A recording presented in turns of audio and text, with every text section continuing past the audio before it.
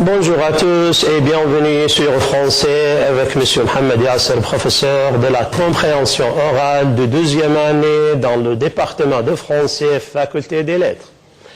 Aujourd'hui, nous allons parler de la compréhension orale. Qu'est-ce que la compréhension orale? La compréhension orale est une des étapes essentielles de la communication et dans l'acquisition d'une langue étrangère.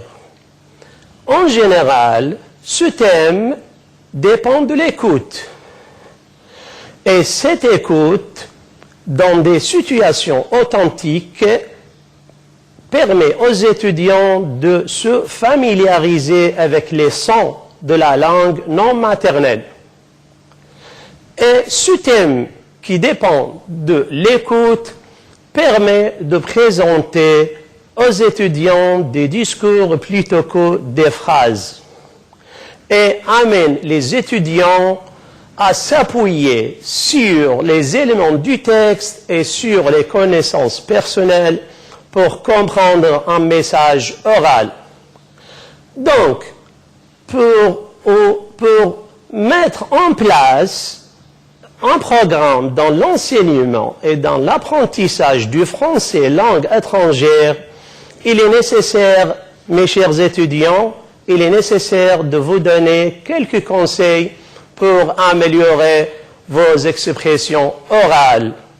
En ce qui concerne le texte demandé, nous avons 3 écoutes dans le texte demandé.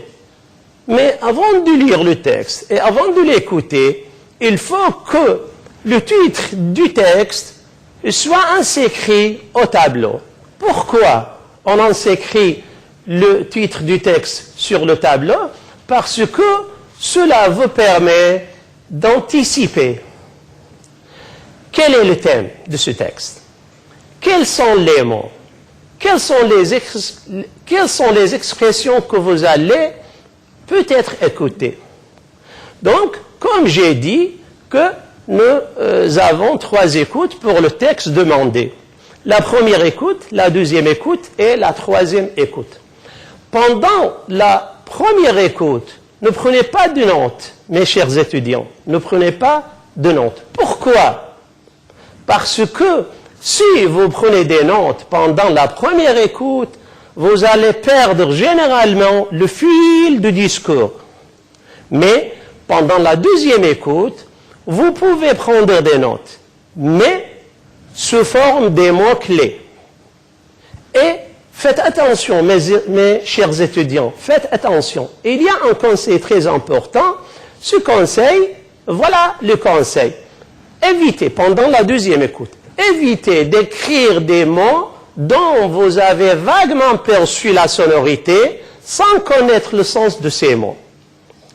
Et pendant la troisième écoute, lisez les mots, lisez les notes et concentrez sur les passages que vous avez bien compris et puis rédigez des phrases claires à l'aide des mots-clés que vous avez déjà notés.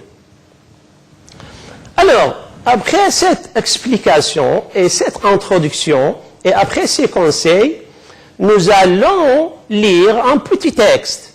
Mais faites attention, mes chers étudiants, n'oubliez pas les conseils que nous avons déjà mentionnés. Voilà le titre du texte. Le musée du Louvre. C'est le titre du texte. Le musée du Louvre.